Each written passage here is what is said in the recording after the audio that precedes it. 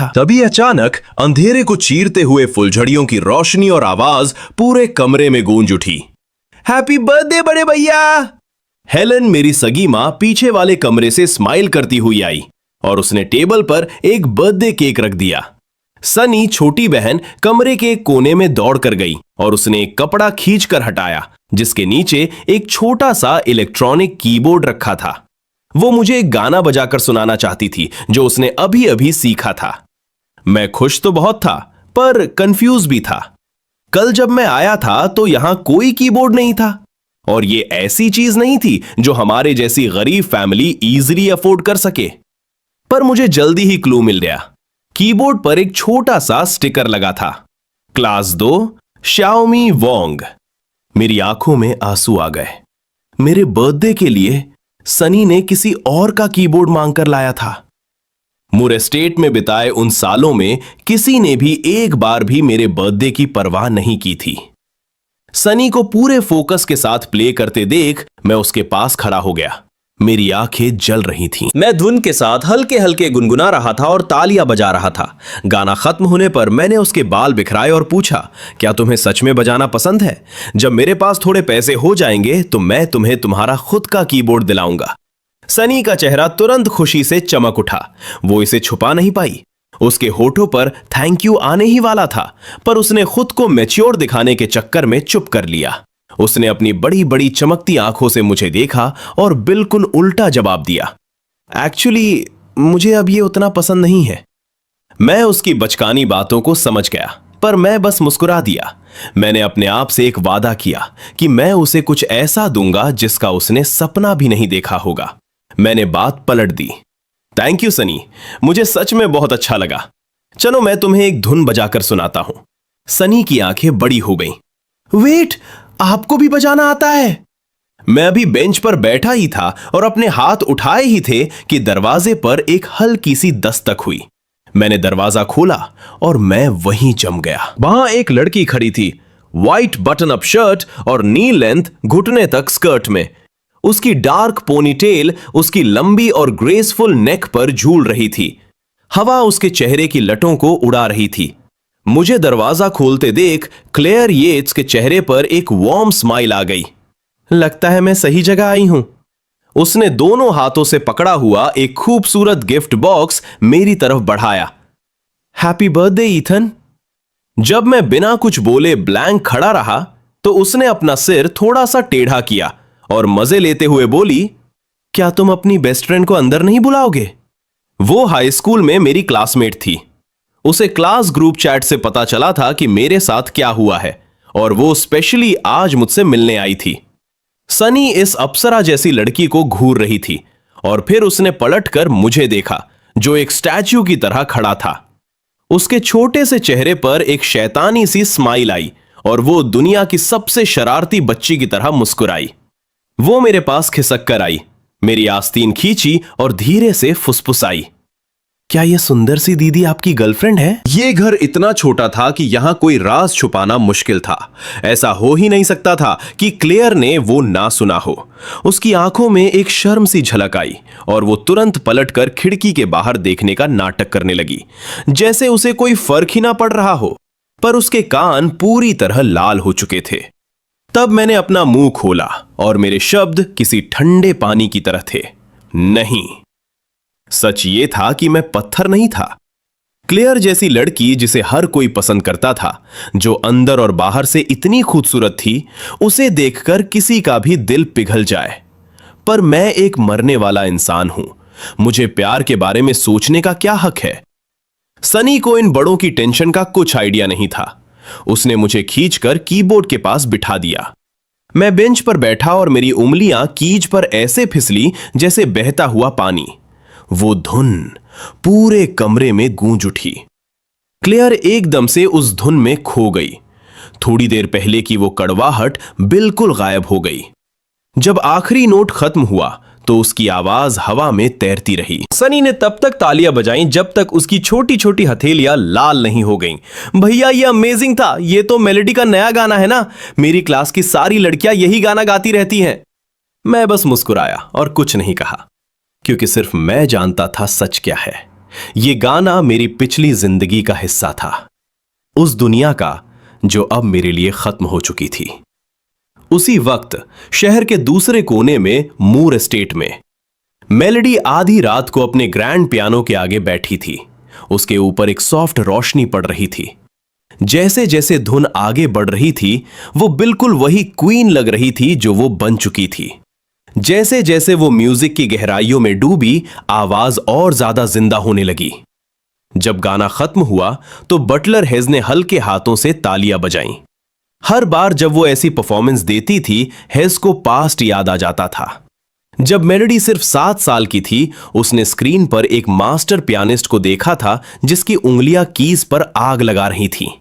वो इंस्ट्रूमेंट के प्यार में पागल हो गई। आज उसके फैंस उसे मास्टर बुलाते हैं, पर जब उसने शुरू किया था तो उसके टीचर को उसमें रत्ती भर भी टैलेंट नहीं दिखा था। उसकी म्यूजिक थ्योरी कमजोर थी और उसकी उंगलियां आम बच्चों से थोड़ी छोटी थी। पियानो का मास्टर बनने के लिए लंबी और खूबसूरत उंगलियां चाहिए होती हैं। उसके टीचर ने पहली ही क्लास में बोल दिया था कि वो कुछ नहीं कर पाएगी। वो क्लास में सबसे पीछे रहती थी जब तक ईथन वहां नहीं आया और उसने सब कुछ नहीं बदल दिया। आज भी मेलेडी उस दिन को नहीं भूल सकती जब उसने पहली बार उस लड़के को बजाते हुए देखा था। उसके पास भी वही लिमिटेशंस थी, उसकी उंगलियां भी छोटी थी, पर फिर भी उसने बिल्कुल परफेक्ट बजाया। उस दिन के बाद से मेलेडी ने अंदर ही अंदर ईथन को अपना कंपटीशन मान लिया। अगर इस जैसा लड़का ये कर सकता है तो मैं इससे बेहतर कर सकती हूं।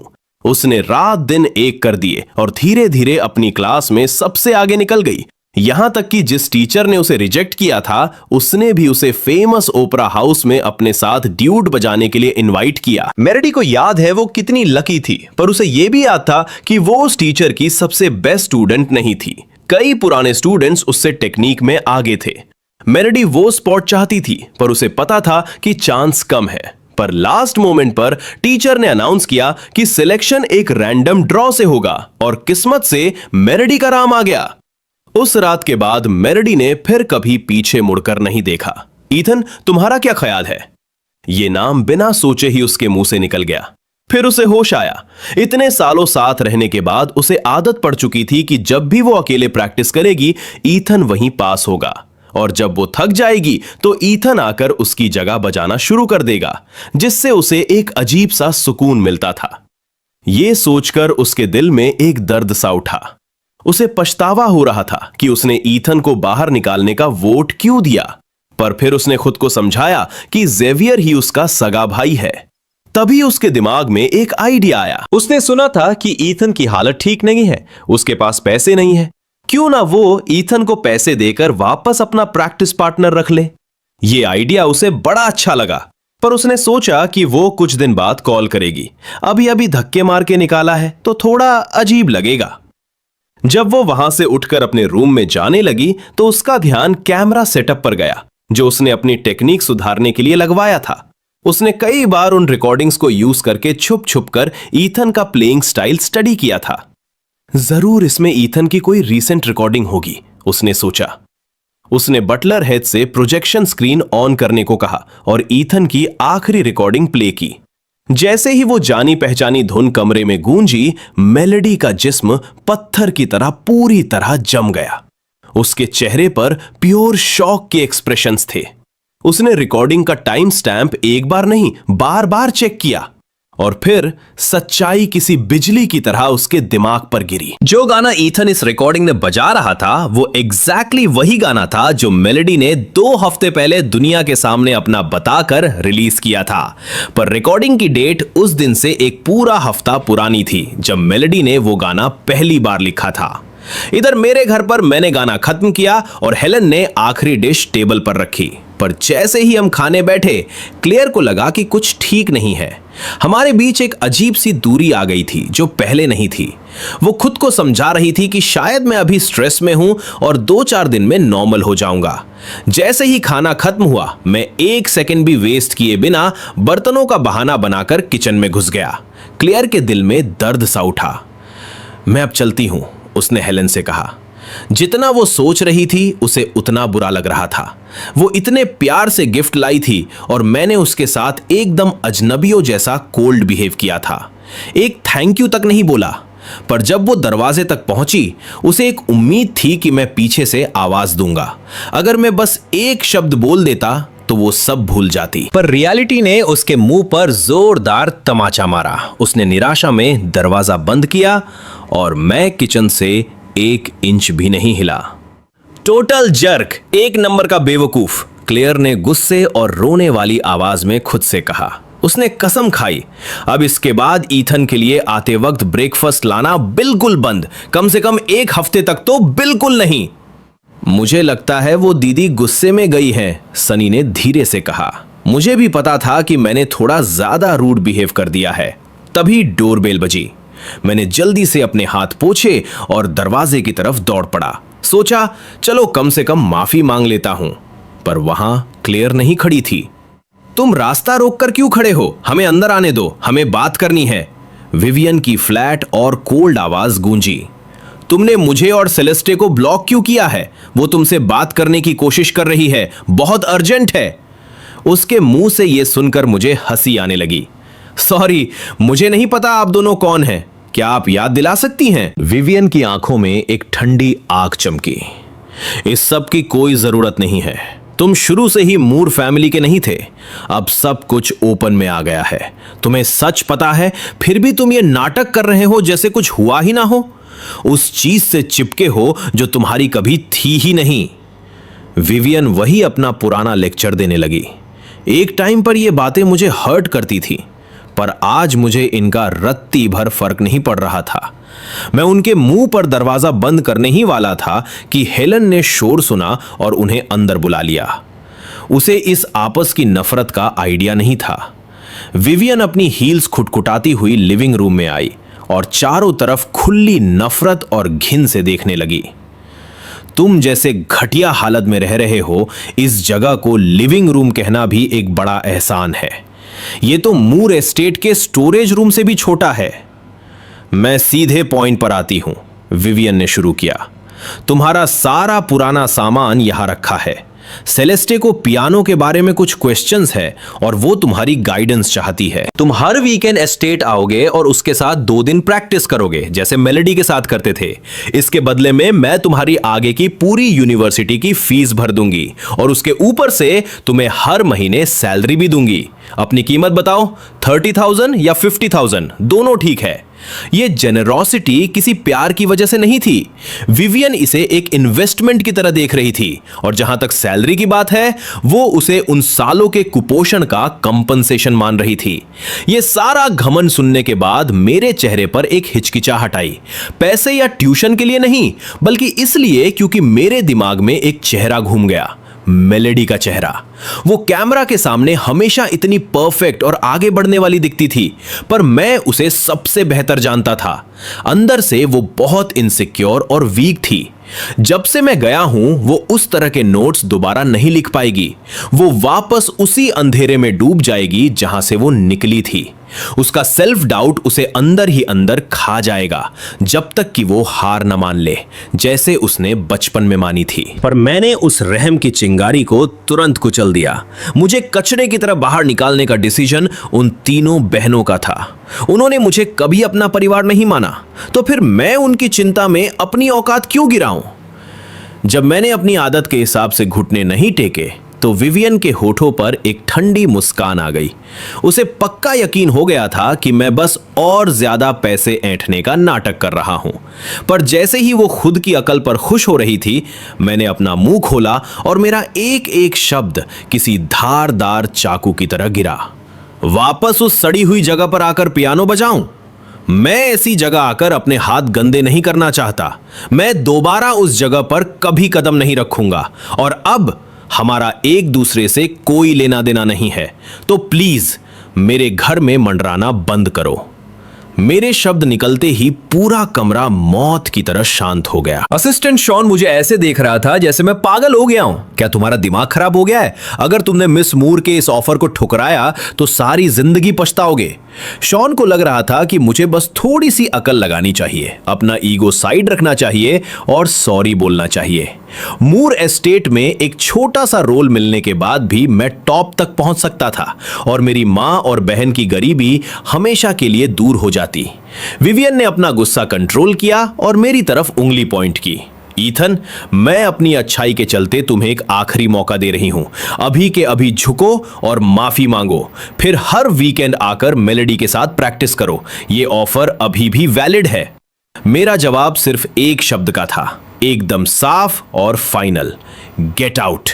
विवियन ने इतनी जोर से दरवाजा पटका कि दीवारें तक हिल गईं। कार में बैठकर उसने कसम खाई कि वो मुझसे सारे रिश्ते तोड़ देगी और अपना पूरा फोकस जेवियर के वेलकम पार्टी पर लगाएगी।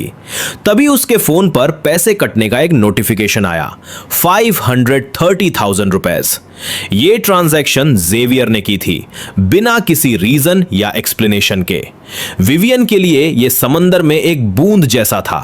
उसने सोचा, जेवियर ने 20 साल गरीबी में गुजारे हैं, अब अगर वो थोड़े बहुत पैसे उड़ा भी रहा है तो ये उस कर्ज का एक छोटा सा हिस्सा है जो एक बहन के नाते उस पर बाकी था। इधर मेलेडी को एक ऐसी खबर मिली जिसने उसकी सांसें रोक दी। उसके मेंटर से कैजुअली बात करते वक्त उसको सच पता चला, ईथन का पियानो टैलेंट उससे 1000 गुना बेहतर था।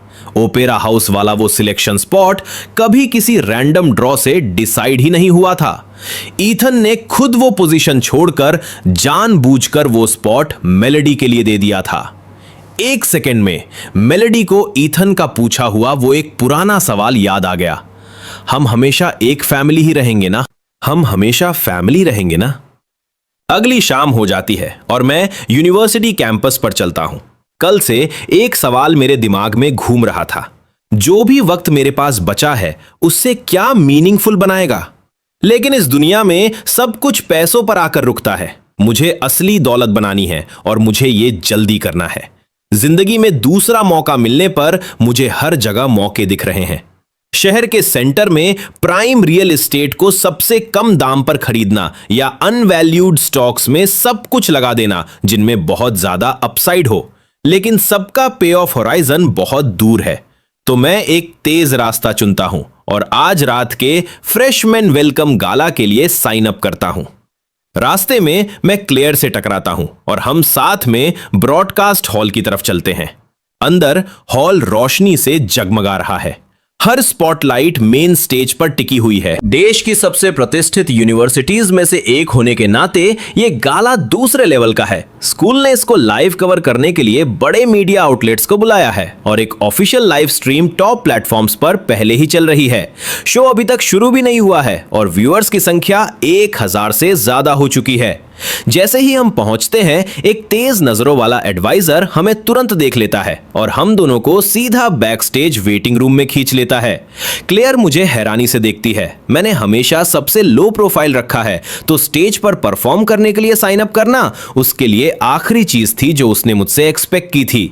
इंतजार के दौरान एडवाइजर झुकता है। आज रात बहुत इंपॉर्टेंट है, स्कूल ने तुम्हें शो ओपन करने को कहा है। ईथन, क्या तुम बिल्कुल श्योर हो कि तुम डिलीवर कर सकते हो? मैं ये सुनता हूं और एक शांत स्थिर नोट देता हूं, मुझ पर छोड़ दो, मुझे लगता है मैं पियानो पर अपना काम कर सकता हूं। थोड़ी देर में गाला शुरू हो जाता है। होस्ट मुझे पियानो पर बैठते हुए देखता है और उसके चेहरे पर शौक छिपा नहीं पाता। न्यूज तेजी से फैल जाती है कि मैं एक ओरिजिनल पीस परफॉर्म कर रहा हूं। भीड़ में सरगोशी शुरू हो जाती है। ये लड़का कौन है? एक ओरिजिनल कॉम्पोजिशन बस ऐसे ही? क्या इसके पास सच में इतना टैलेंट है कि ये कर पाए? तुम सच में नहीं जानते? कहां थे तुम? वो ईथन मूर है, रिवरडेल के सबसे अमीर टाइकून का भाई। हालांकि जो मैंने सुना, असली बेटा कुछ दिन पहले वापस आया है। मूर फैमिली ने पहले ही एक स्टेटमेंट जारी कर दी थी, सारे रिश्ते खत्म करते हुए।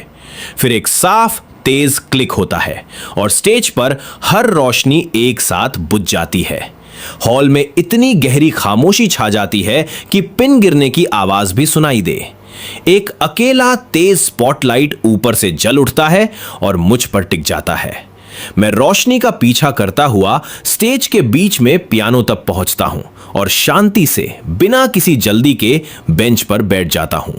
मैं ढक्कन उठाता हूं, माइक्रोफोन एडजस्ट करता हूं और हजारों की सांसों के बीच म्यूजिक एक पहाड़ी धारा की तरह निकल पड़ता है, खुले पानी को ढूंढते हुए। एक ऐसी धुन जो उस कमरे में किसी ने पहले कभी नहीं सुनी थी। स्टूडेंट्स और फैकल्टी एक दूसरे को हैरानी से देखते हैं। वो एक फेलियर से एंटरटेन होने आए थे, कुछ रफ, अधूरा, शर्मनाक एक्सपेक्ट कर रहे थे।